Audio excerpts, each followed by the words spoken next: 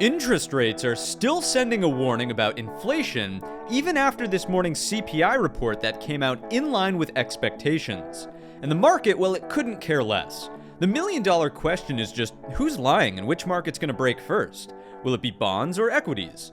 So welcome back to the Trade Brigade Midweek Show, where we'll take a look at all of the data points and try to build a logical trade plan that answers that exact question. My name is Matt, and if you're new here, hit the thumbs up button and subscribe. For additional resources, check out the links listed down below in the description, and stay tuned until the end of today's show. I've got 3 additional trade ideas to share with you that you won't want to miss. With that said, let's jump right into the charts. So we'll kick things off on the SPY daily time frame chart, which is honestly the most boring chart we have to cover tonight. Things will get more exciting over on the NASDAQ, I promise, but for the most part here, we've closed in the midpoint of a 4-day balance range, which really doesn't leave a lot of edge to the buyers or the sellers when we're looking at just the isolated range. Now, of course, if we add in some context, of course, on Monday, we gapped up to a brand new all-time high. We faded back down to close inside of Friday's range. But on Tuesday, we actually take out Friday's low. And the question just becomes, did sellers really accelerate there? Was there acceptance from the sellers underneath Friday's low?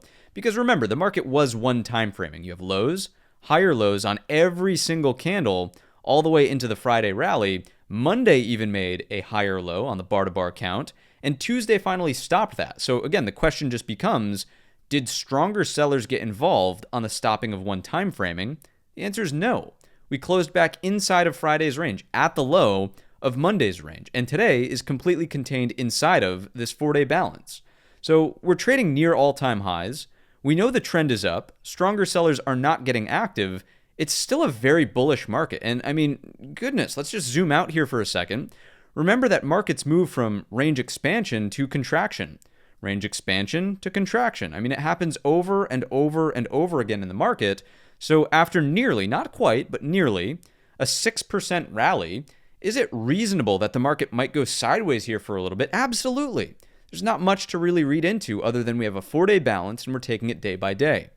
So to take it day by day, let's drop it on down to the hourly time frame chart. Let's see exactly what's going on here. I think it becomes as clear as day that, no pun intended, you're just dealing with a bull flag. I mean, you've got sort of consolidation here. You've got a flagpole over here. If you Brigade bolt out of it into blue sky territory, is great. We're looking for new all-time highs over 599.25. If you take out the lows of the flag, then guess what? That's fine too.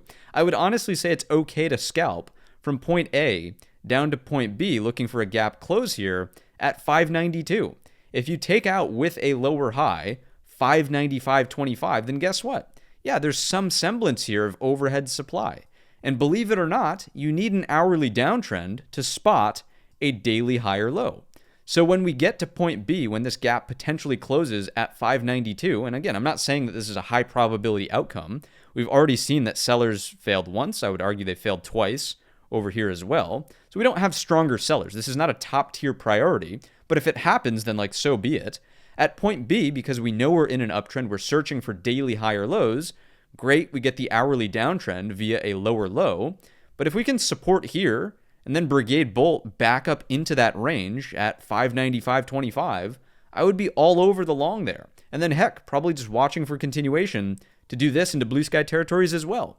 And you could take this same concept of this potential pullback and apply the same logic here at 589.25 and even down to the previous all-time high retest at 586.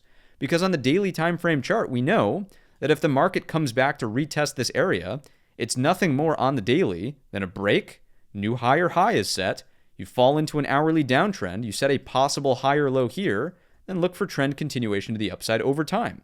So again, the spider's chart is incredibly boring, but it's very straightforward. I mean, the trades should be very, very straightforward out of this 4-day balance, right? You have look above and go.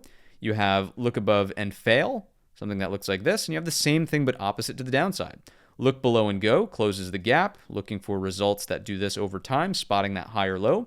But you could also have look below and fail, right? Something that does this, straight back to the upside. So just keep these levels in mind and keep in the back of your head that, hey, markets can consolidate. That's A-okay. Technically, this is bullish. It's happening near the all-time highs. There's plenty of opportunity for a higher low. We have not seen any evidence of stronger sellers getting involved here.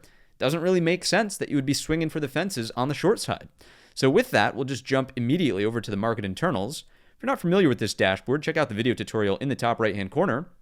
I have to give credit where credit is due. I mean, honestly, on Tuesday, we actually had decent volume outflows. But can you pair that with a really weak close out of price action itself? The answer is simply no, and we just talked about that, right? We saw that lower wick on the hourly chart that looked underneath the key level, and this is a key level simply because previous resistance had clearly acted as support in that little red bar there. So we looked below it, and the sellers could not find continuation. So it doesn't matter if there were volume outflows from this magnitude. If you close back inside of or over the key level, it's just not as substantial. If we closed really weak on the lows, then absolutely. Maybe there's a character change there, but we just didn't get that. On today's sideways activity, what were the market flows? I mean, slightly out, but sort of in the beginning of the day's session. So again, is there a character change here as the market's consolidating? I would say no. You could say the same thing about the advanced decline line happening over here. I think the biggest tell is just the fact that the index score all week has been flat. We have not tested or sustained any 15-minute closes at or below the 15 up or down, right? So are we seeing substantial moves? No, it's just consolidation. Nobody really has an edge intraday here based on the index score. The cumulative ticks do lean a little bit more bearish here with a couple of bearish closes on Monday and today's Wednesday session, but Tuesday does get substantial again underneath that negative 5,000, just like the breadth does. But as I'm just going back to the bread and butter of the analysis, where did we close that session? Back over the key level. The last thing I want to point out here on the market internals is just having the opportunity to look at the ES futures together and point out that technically speaking, the all-time high has been set here in the after hours. Now, it doesn't mean that that level needs to be repaired in the next 1, 2, 3, heck, even 4 trading days. But over time, this is not the way that an all-time high should be set. It's not the proper end of the auction to have a new high set and hold in the after hours, right? Think about the market as a voting mechanism. How much volume transacted at that all-time high versus how much volume transacts intraday? You didn't really have an opportunity for a majority of market participants to either agree or disagree that this should or should not be the all-time high. So once again, it's not that we have to go here tomorrow and repair it, but it's something to carry forward in the narrative. We should be expecting repair at some point of that all-time high that's technically set here in the after hours. With that, we'll finish up the S&P 500 side of things with the market profile. You can see the same exact all-time high back here. And FYI, if you're not familiar with this sort of screen, check out the video tutorial in the top right-hand corner. There's that all-time high from the overnight gap up headed into Monday. You'll notice that value has slightly migrated to the downside over the span of Tuesday, but look at today's session, which was an inside bar, and we closed smack in the middle of the range, right? Value is unchanged. Point of control is literally unchanged here. So is the market trending anywhere? No. And as we said, it's really keep it simple here. If we can exit the 4-day balance, I think we'll learn something about the market. We'll look for the, in my opinion, this is probably the trade that I'm most interested in. A Brigade bolt out of range, a look above and go basically, because of all the bullish tailwinds that we have behind us. So that's my preferred outcome. There's nothing here in the market profile that would inherently disagree with that.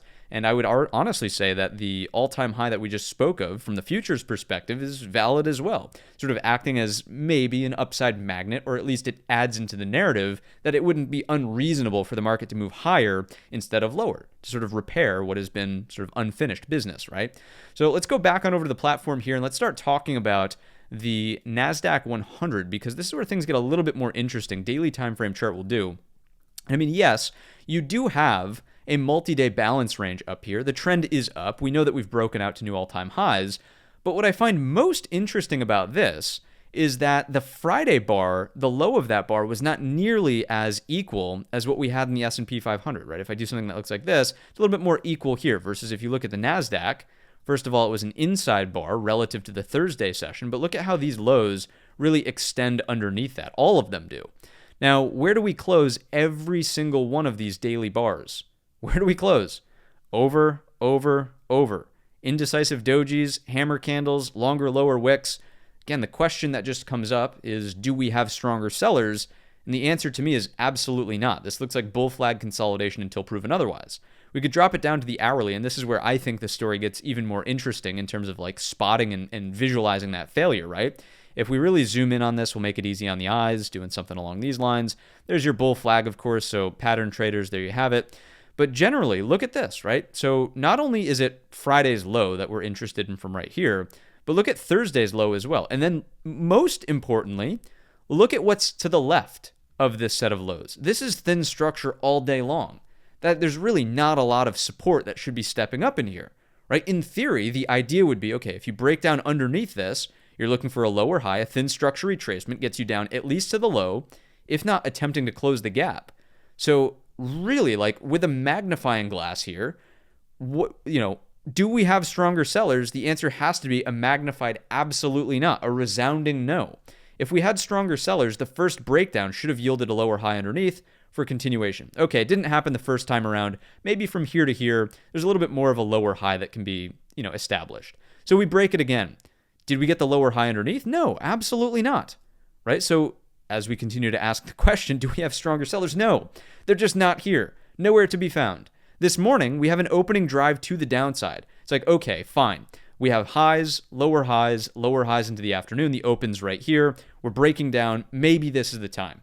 Again, ask the question, do we have stronger sellers? Did we get this? The answer is no. Where do we close? Back over 512. Now, I'm not going to sit here and argue it's like the strongest looking chart. Oh my goodness, it's going to go to the moon.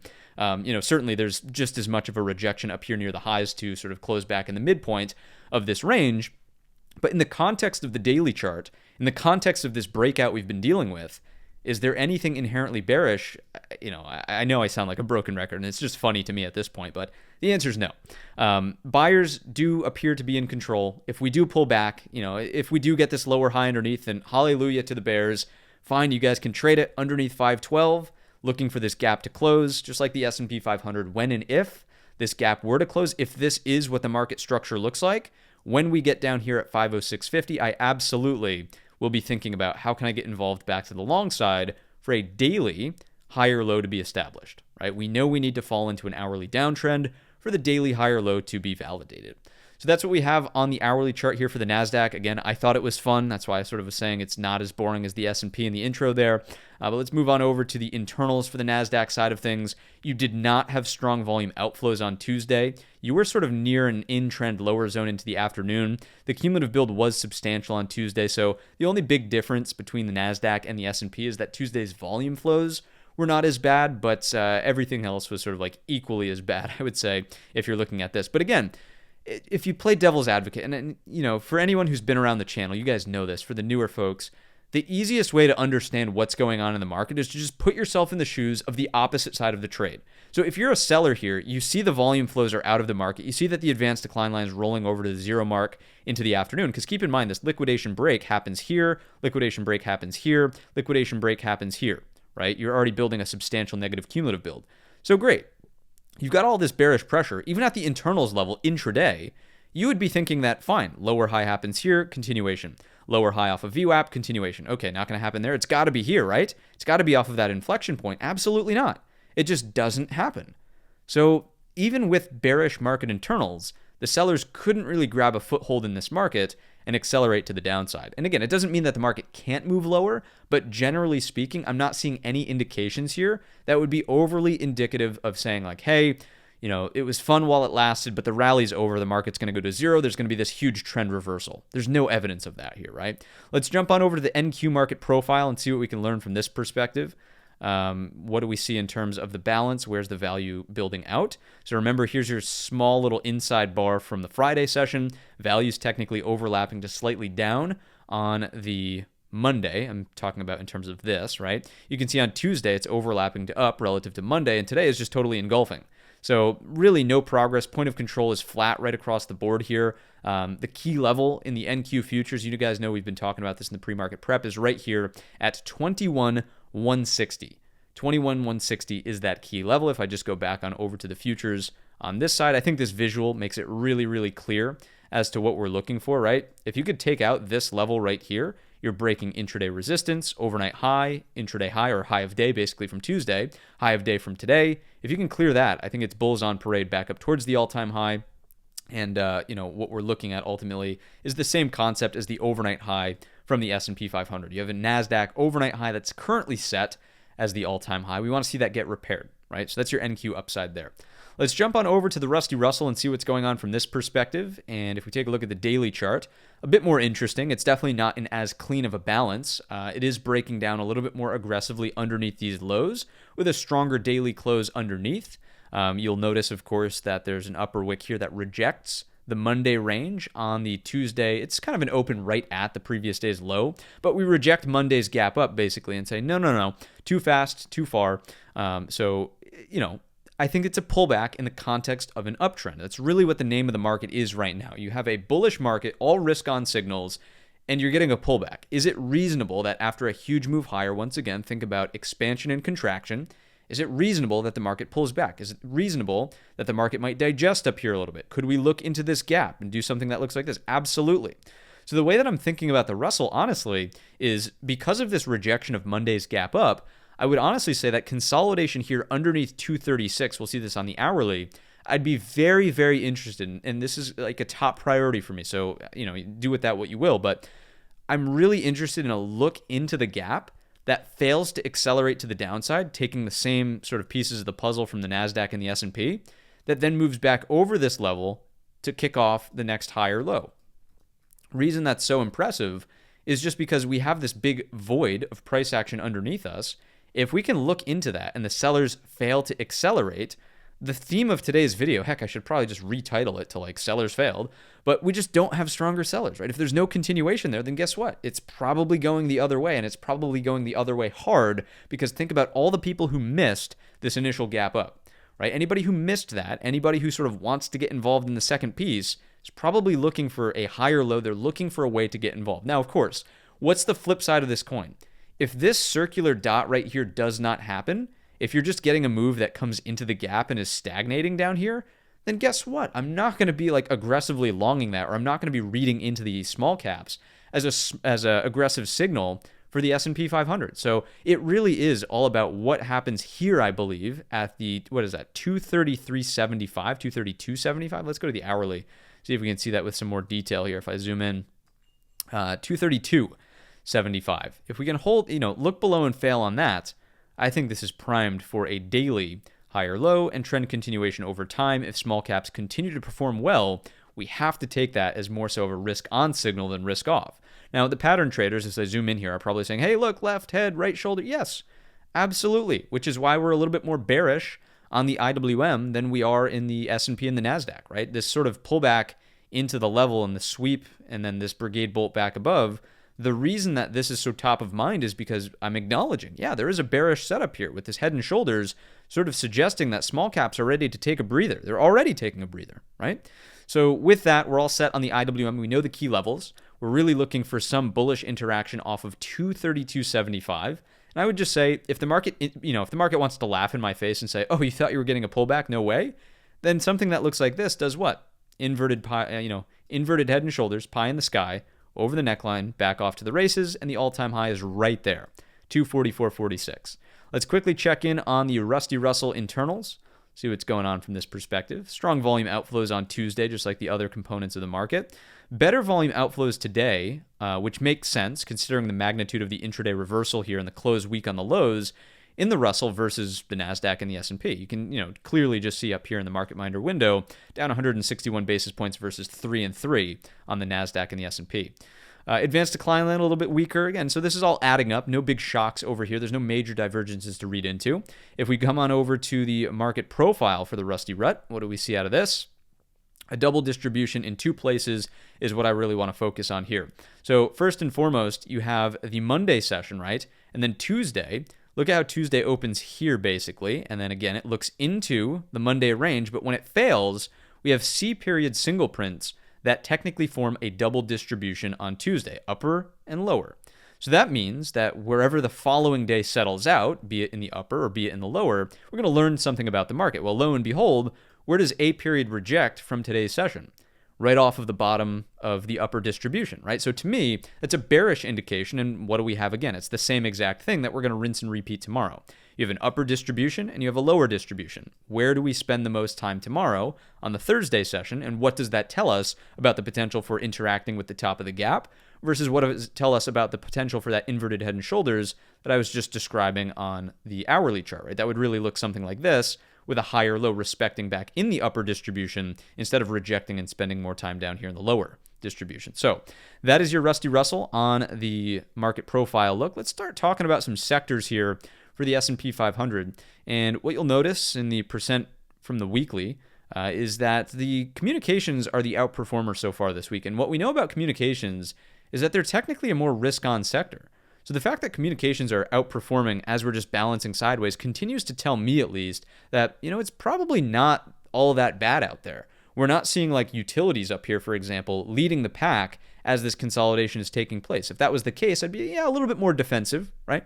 But it's not. Energy follows up 79 basis points. Consumer staples up 20 basis points. Definitely lighter weight and D for defensive, but not crazy here. It's not like it's up and pushing the market higher, right? That's where we have larger concerns and we start saying, hey, this is divergent. Let's start to look for shorts, right? Financial sector up as well. That is a heavier weight risk on sector, second heaviest weight by market cap. Bottom end of the barrel is the semiconductors ETF, really taking a bit of a beat down back underneath a pretty key level here. So kind of interested in monitoring that chart very closely into the end of this week, seeing where we finish up. Bonds are getting smacked a little bit. We know interest rates are straight back to the upside, which we'll talk about since, we mentioned it in the intro, of course, and it's really a tale of two markets, bond market, equity market. Healthcare is getting beat up a bit, and materials getting beat up quite a bit here as well. Those are the ones down more than 1.5%. If we look at the tech sector, which is the heaviest weight risk on sector, it's only, air quotes, down 76 basis points. Not the end of the world. It's really not that bad, right? The consolidation is pretty reasonable, I would say.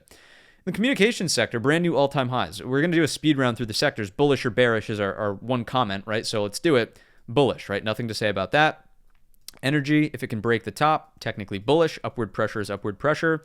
Consumer staples, if it holds 80, maybe an inverted head and shoulders reversal. Could be bullish here, but it is still technically a headwind for the market in a downtrend, so we'll acknowledge that. Financials, bullish or bearish? Bullish in terms of location, bearish in terms of structure. It seems possible that you might get a movement back down into the 3-day balance range here. These upper wicks are a little bit menacing, but not enough for me to say like, oh my goodness, buckle up, the market's going to fall into this big nasty weekly downtrend. Absolutely not. Location, brand new all-time highs, bullish. Semiconductors, bullish or bearish? Bearish. No good here. Another failure over this 255.70. So to me, this is a very important watch. As I was saying earlier, this is a chart that I'll be babysitting into the end of this week. If we can hold up over the 50 SMA, maybe instead of saying outright bearish, it's just kind of neutral, and you could maybe call for this as a balance range. Look above and fail, look below and fail, look above and fail. If it can support the bottom end at 245, maybe we'll remain neutral, but this is a babysitter chart into the end of this week. If we break underneath 245, I would hate to say like game over for the S&P 500, but I wouldn't be shocked to see a deeper pullback come in and retest the previous all-time high. So that's really how I'm going to use this for the remainder of the week. TLT smashed right back to the downside, which to me is somewhat unfortunate because I was thinking, hey, if this can catch for a higher low, this sort of builds out into like, a little V-shaped recovery here over the flat top, maybe interest rates actually cool off naturally. Market had other plans. So without the breakout over 93 in the TLT, and just generally you could do the same thing with like the ZN, for example, notes here, which is the 10-year, without this sort of break up and over this flat top for a thin structure retracement up to about the 112, I just think that interest rates are going to continue to be an issue. The market's pricing in more inflation than maybe the Fed is expecting here. And in my opinion, the way that the S&P equities market is reacting to this is just that, hey, paper assets will inflate as well, and it's all fine, right? Which is one of the big arguments right now to say like, hey, it's sort of a key juncture. It's a branching point in the market where those who are invested are probably going to do well. Those who are not invested, this is not like I'm not trying to convince you to go out and dump your entire portfolio or your entire life savings into a portfolio, but it feels like one of those junctures, right? Where if inflation comes back, those who make out well are those who are invested. So anyways, thinking about that through the nature of the interaction that we can clearly observe between bonds, notes, interest rates, and the equities market. I don't want to say this because I want to be a bad guy or like, hey, this is like this guy's pessimistic take. No, it's just what I'm seeing. So that's notes, that's bonds, that's the TLT. Let's get back to our speed round sort of take here, which is just bullish and bearish. What do we see out of the XLV? Probably bearish, lower high. It was unable to really sustain price over 148, so this speaks more to the pullback. If we're looking at materials, breaking down under this, it's the lightest weight sector, but we're always concerned when it makes a new swing low or a swing high. Ding, ding, ding, we've got a winner. New swing low, that's bearish. XLRE, but it's lightweight, right? So let's acknowledge that. Real estate, nothing to say here, neutral. Let's talk about utilities. Probably bearish, lower high underneath the potential neckline retest of the double bottom, or double top, excuse me. It would have been better if this Monday sort of sustained price up here. Upward pressure is upward pressure. It is D for defensive, but nonetheless, chart's slightly bearish. If we look at the XLK, what do we see over here? Location, bullish. Chart structure probably leans a little bit bearish with the upper wick rejecting the top end of the balance range, but keep it simple. I would say if I take a step back, it's probably just bullish until proven otherwise. If it breaks down, I would think that higher low wants to happen here, over the gap, right? You really don't want to see this. It could technically still sustain this higher low there, but is that rainbows and butterflies? Probably not. Industrials, bullish, new all-time highs on a breakout, pulling back from the highest high. We already talked about the S&P. Here's the XLY. It's got to be bullish. Got to be bullish. Look at that massive breakout. Thanks to Tesla. Kudos to Tesla. Amazon's helping out recently as well with a strong move to the upside near these all-time highs. So generally the feel of the sectors right now is that we're still bullish. There's a couple of opportunities for some pullbacks to unfold. But what does that mean, right? It means that the S&P 500 can probably break the flag range and not really be of much concern. If the heaviest weight risk-on sector like the XLK was threatening this massive downtrend, oh my goodness, like we're here and we're possibly threatening this lower high, yeah, I'd be concerned. But we're not. Where are we? We're trading near the all-time high. So we're all set from that perspective. Let's see what's going on risk on versus risk off in the sector ratios. If you're not familiar with this dashboard, check out the video tutorial in the top right-hand corner. Bullish to neutral, absolutely bullish over here. This is a nothing burger. Risk off is not a threat. Risk off is not a threat. Chart leans more risk on than risk off. We can see the same thing over here. Huge push to the upside, now just getting a mild pullback. This is bullish and risk on. If we look over here, big break to the upside, mild consolidation is bullish and risk on. I mean, this is just a monster. Thanks again to Tesla and Amazon here. Bullish and risk on in terms of an indication. The same thing over here. Semiconductors pulling back relative to the healthcare sector, pulling back from a new high. So all set, 4 for 4, bullish and risk on. Emerging markets, not so much. The China bazooka, I heard that term thrown around the other day. People talking about the injection of the China stimulus, right? That was this breakout over here. It's getting faded a little bit, right? A little bit of a fade over here. And you could sort of chalk this up to, it's not just China in the emerging markets category, obviously. You're talking about, I don't know if emerging markets probably doesn't include the DAX, does it? Does it have some of that stuff? You guys could look that up and you can correct me in the comments section. I'm more than what, I would welcome you guys correcting me in the comments there. But generally, I do know that the DAX is feeling some pressure, right? The FTSE is feeling some pressure. Generally, foreign markets, we could just label it as that, right? Foreign markets, not necessarily emerging. But foreign markets are not performing nearly as well as U.S. equities. So that's something to make note of. It's not enough to go out and short the S&P 500. It's just something to call out. You don't want to have a blind spot in the data points. Let's go ahead and take a look at, let's move along here. The dollar ripping to the upside. We've talked about this. Again, it's the market pricing in inflation. It's pricing in trade wars. It's pricing in a lot of things here, basically, that do not necessarily align with a more bullish equities market down below. So again, the head scratcher just becomes, does the market believe that paper assets will just inflate and it'll be, you'll suffer in the stores, but if you've got exposure to assets, you might be all right. That's, to me, what I'm seeing based on the dollar moving higher again, in tandem with equities. You could take a look at gold falling off of a cliff. And this to me, like the classic tell here would be, okay, gold's breaking down like this. No way. Inflation's not going to be a big deal. Where do you think the money's going? It's coming out of gold and directly into what? Directly into Bitcoin, right? Look at this and Bitcoin. So speak about, air quotes, inflation hedge, or generally speaking, a risk on sentiment gauge. Bitcoin is absolutely it. So the breakdown in gold does not really strike me as being like an oh my goodness moment. Interest rates, as we talked about with the TLT, moving back higher. So to me, it looks more like lows, higher lows, higher lows, higher lows. It would have been ideal if the 4.3 actually broke down. We had talked about this in a couple of the pre-market preps, right? It just didn't. So sure, we got a little bit of a red action on the pre-market read for the 10-year, of course, but where did we wind up? Right back to the upside, even on the heels of a inflation report that came in at the expectation. So we can briefly glance at the inverted ZT. It's still elevated up here, which is a bit of a shock because the higher this goes, I would think the lower odds of another 25 basis point rate cut from the Fed. But look at the Fed tracker tool here. The odds actually increased on today's session. We opened up at 58. Or I should say prior to CPI, we had 58% odds of a 25 basis point cut. By the close, now actually I think it's even higher than this now. Let me give this a refresh And we'll look at this. I think I was looking at it in another tab. Yeah. I knew something was a little funky here. I love that. Look at that. 82.8% odds now. I was like, 68 seems still a little bit low. I mean, goodness. The market is wholly convinced that Jerome Powell, or maybe Jerome Powell just pulled a fast one on us. He's pulling the veil right over our eyes as I'm speaking to you. But he told the market, right, hey, inflation in shelter, I for inflation. In shelter, not a big deal. I for insurance, lowercase I, not a big deal. This is all lagging inflation. And if we actually take a look at how the report came out today, I mean, look at the numbers, spot on the expectations. We could even take a look at the report here, and what you'll see in the October column, this is the month over month, this is the 12-month unadjusted, so that's your year over year basically. But food, not reinflating. Food seems to be A-okay. And this is where people are going to feel it, right? People are going to feel it and they're going to complain when it comes to food. And I shouldn't say complain. I mean, there's some justification for like, oh, food, prices are expensive. Don't get me wrong. Energy inflation, flat, nothing. So that's not showing up. And what did Jerome Powell give an excuse to? It was everything services, less energy. So you can see down here, that's where a bulk of this inflation came from for this cycle at least. 0.3 on the month over month. I would say that shelter did not make any progress. I would say transportation services maybe did. So, you're talking about car insurance there, and servicing vehicles. Medical care services, definitely a downtick, so that's helpful.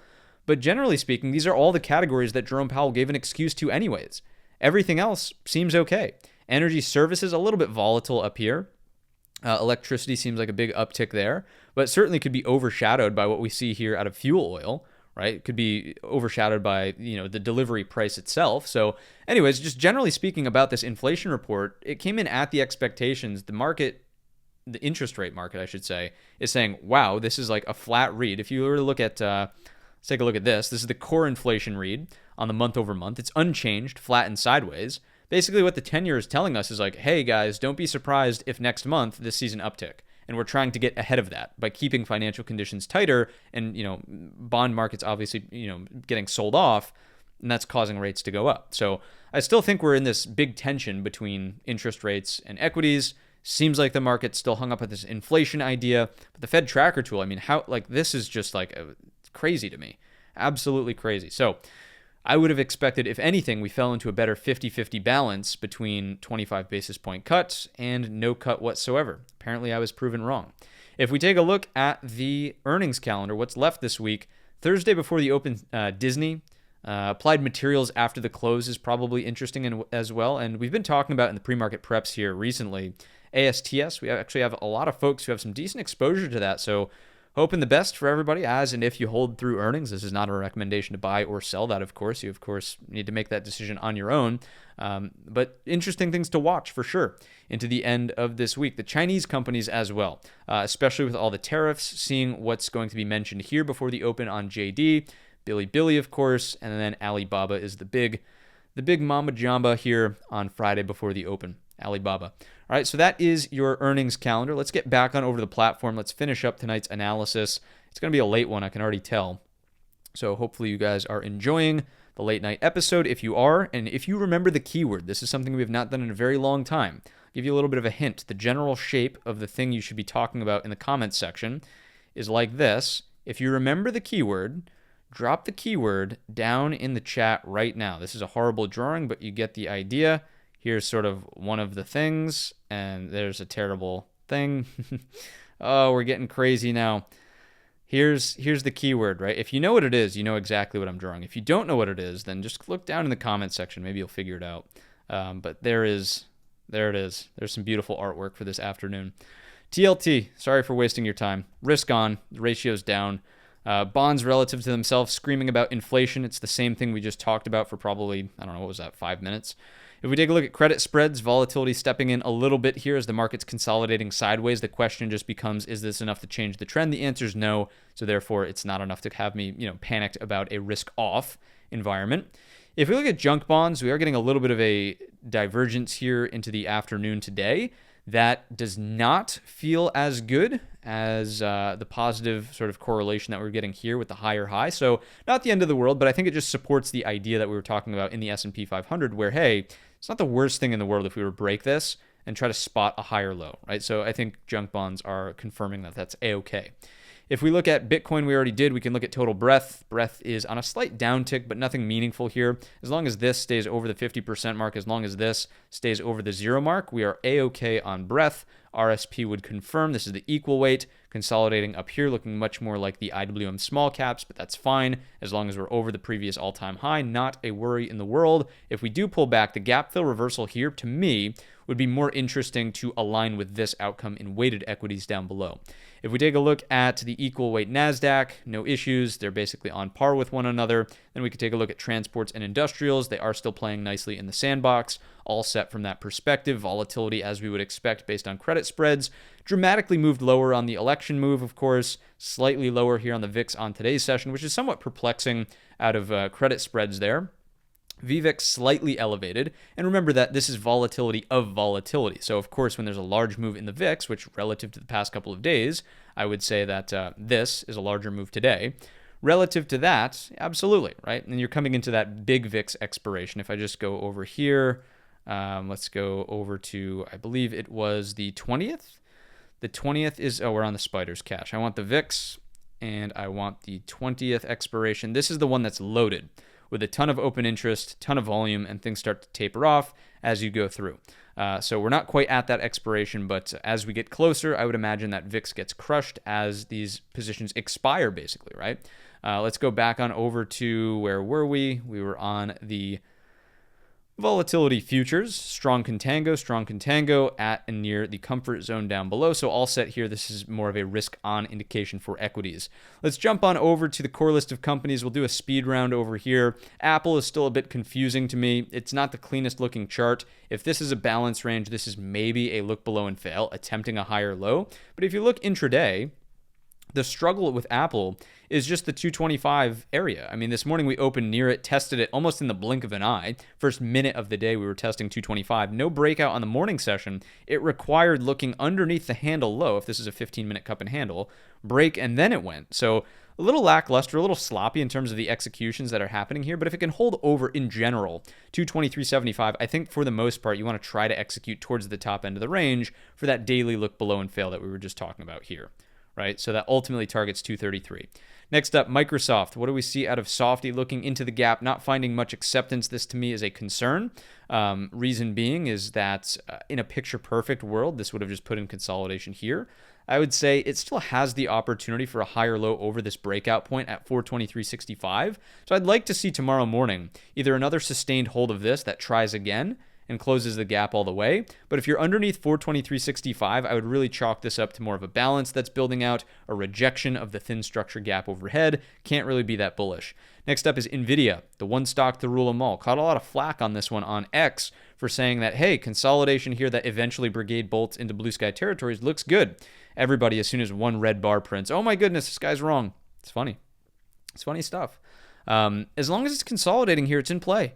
It is absolutely in play. If it does this over time, great. As long as we're over this level, I think you're still pinching out the shorts who got overly aggressive in this flag. I think it's just a retest on the daily time frame chart of the previous all-time high. And there's still the potential for a pre-earnings run-up, right? So consolidation here keeps it in play. And the whole point is like, if it breaks this level, guess what? You're probably not looking at this. So 146.25 is kind of key. As long as we're above, I'm leaning bullish. If we're underneath, I fall a bit more neutral here, and I definitely would change to being open-minded to a deeper pullback if all of this is overhead supply. That's underneath 144.42. All right? So that is your NVIDIA chart. Google's a nothing burger. I think that maybe it sets up a head and shoulders for a thin structure retracement underneath the neckline, but it's not really a top priority. Question, like, why would that not be a top priority? Well, because the broad market's still bullish, right? So I don't really want to be going aggressively counter trend. If it sets up and if it's a no-brainer, if the risk reward makes so much sense that it would be silly to not take the trade, then sure. But for the most part, I would really want to see kind of more similar to the IWM, a look below and failure for the sellers to rotate through the thin structure, find a higher low back above, and try the breakout to the upside. Here it is on the daily, right? So 100% retracement, consolidation, reasonable, that it cools off a bit and then tries to make a run for it. 186.50 would be the target. Amazon, Nancy, love to see it. Hate to see the execution, unfortunately. A little sloppy here on the morning. This is from my perspective, but it was up. It held the level technically, but not from a beautiful 5-minute, just like straight shot trend perspective over 209.50. Regardless, It did find a new all-time high today. This is helping the XLY discretionary sector remain bullish, which of course is helping the S&P 500 have a tailwind. As long as it's over 212.25, I mean, it's just the next phase, right? You're looking at a bull flag, you're looking at a Brigade bull into blue sky territories, all set. If it comes underneath the level, I wouldn't really try again at 209.50 for a higher low. I mean, maybe on the hourly, you'd have to take a swing approach there. If I just drop this quickly down to a 15-minute chart, you can see how this morning you got a break of the level, pulled back, has already held it once, and then rallied, right? This is what I was talking about with that sloppy execution on my part a little bit. Sort of missing, honestly, a bulk of the rally. Kind of disappointing, but it is what it is. With the 209.50 retest from the hourly perspective, I would tend to think like maybe you could try it again, but you've already held it once very cleanly intraday. I would be slightly more cautious here. You'd probably have to take the approach where this is what you're looking to trade, right? A little bit wider risk-reward wise. Next up, Metaverse. What's going on with Zuckerberg in the fantasy land? Little lackluster here around this 584 level. Just can't seem to make up its mind. It was under, it tried to gap up and sort of get going to the upside. This upper wick is menacing on the hourly chart. There was no higher low that held above this level here at 593.25. So for the most part, I would argue that the bears have a little bit of an edge there. Tesla, what's going on with Mr. Musk?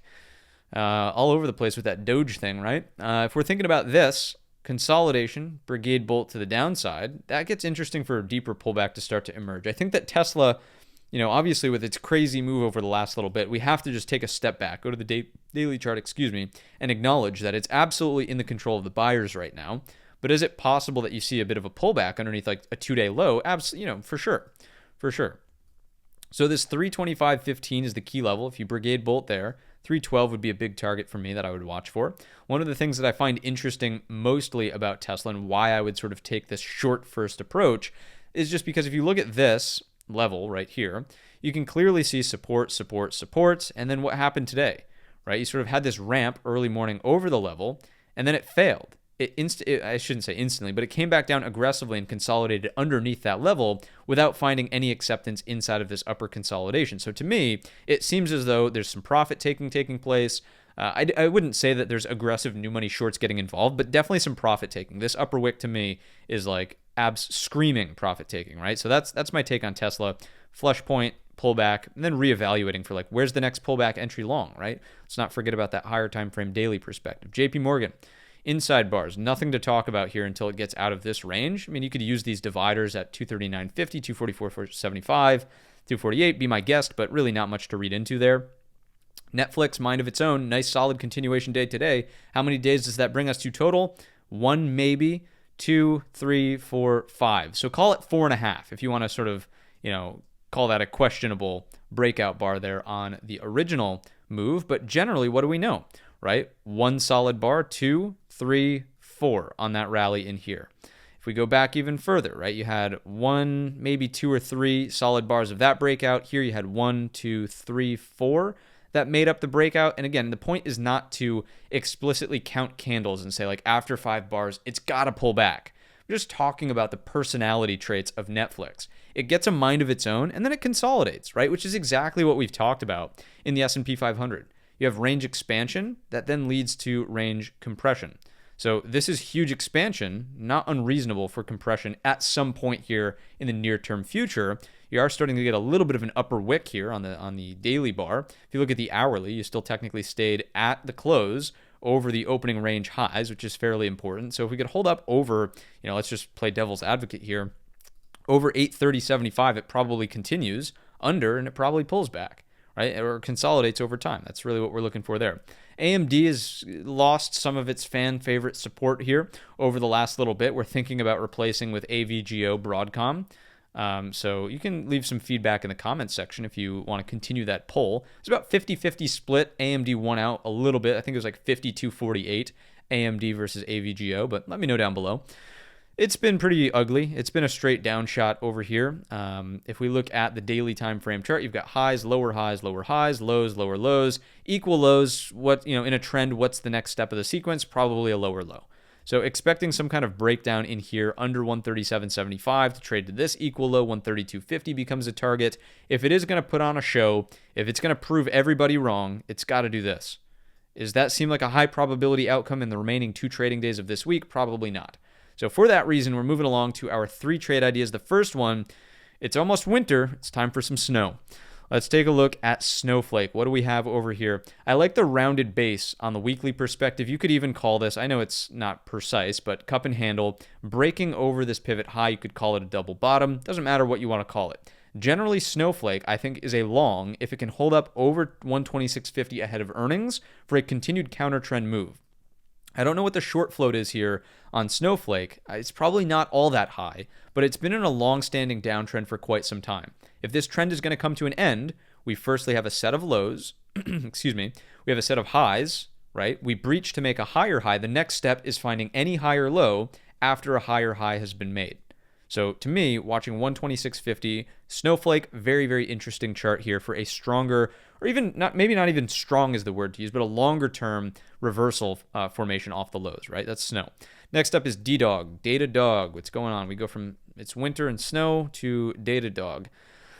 We've got ourselves a classic exact opposite of the well, it's not the exact opposite because we are in a 4-day balance in the S&P 500, but what did we just talk about, right? Expansion leads to consolidation. Well, consolidation then leads to expansion. So 131 is a very clean watch here on Datadog, and I'm interested to see also from a weekly perspective, right, if this can sort of get up and over the hump of this resistance trend line. Does it have some clearance into these prior highs closer to like 155? So we're talking about what, about 25 points in the upward direction. So some longer term ideas maybe that we're bringing up in today's episode of the Midweek Market Update. But generally, these charts are very interesting. You've got a base forming a low, higher low, higher low. You've got this big flat top resistance that you can break out over. The daily chart looks fairly good right now.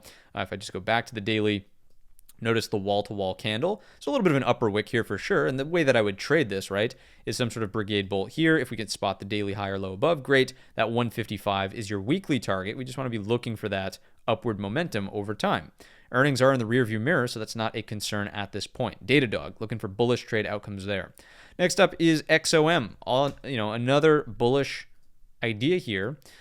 Coming from multiple back-to-back-to-back hammers, all inside bars as well, up until today's session. Today's session is an engulfing bar of the entirety of this 5-day balance range. And the most important part to bring it full circle with what we had been talking about in the NASDAQ is what does the lower wick represent from Exxon here? It represents the sellers having an attempt to break underneath the balance lows and then having the opportunity to yield a lower high underneath. Does that take place? The answer is no, and therefore we can say that stronger sellers are not present inside of ExxonMobil. And if we take out these highs, right, with the understanding that stronger sellers aren't here, then great. There's probably a breakout that can take place over 122 into 124.20, looking for $2.20 to the upside out of ExxonMobil if it wants to go for broke and give us this move in the upward direction. So that's what I'm seeing out there in the market as of today's close. Today was a late night episode, frustrating episode at certain points, but hopefully you didn't mind the rambling too much. Hopefully you have a fantastic rest of the trading week. It goes to tell you what time it is. It's 8:52. It's late for me. The last thing I'll leave you with is that tomorrow Jerome Powell is on the mic at 3 p.m. at a conference. We may, in addition to the pre-market prep, which always airs at 8 a.m. Eastern time, every single day the market's open, right? We might do another live stream of Jerome Powell at 3 p.m. in the afternoon if you want to come by, hang out for Power Hour, and see sort of what happens into the close of day, right? So 3 p.m. here on the channel, listening to Jerome Powell, watching markets, talking about the analysis. It'll be higher energy than this video, I can promise you that. And we'll take it from there, all right? So if you learned something new tonight, if you enjoyed the video, let me know in the comments section or by giving the video a thumbs up. Like I said, tomorrow at 8 o'clock Eastern for the pre-market prep, 3 p.m. We'll probably start the show off at 2:45 or something like that. We'll pay attention to Powell when he comes on, and we'll take it from there. Have a green rest of your trading week, and as always, I will see you in the next one.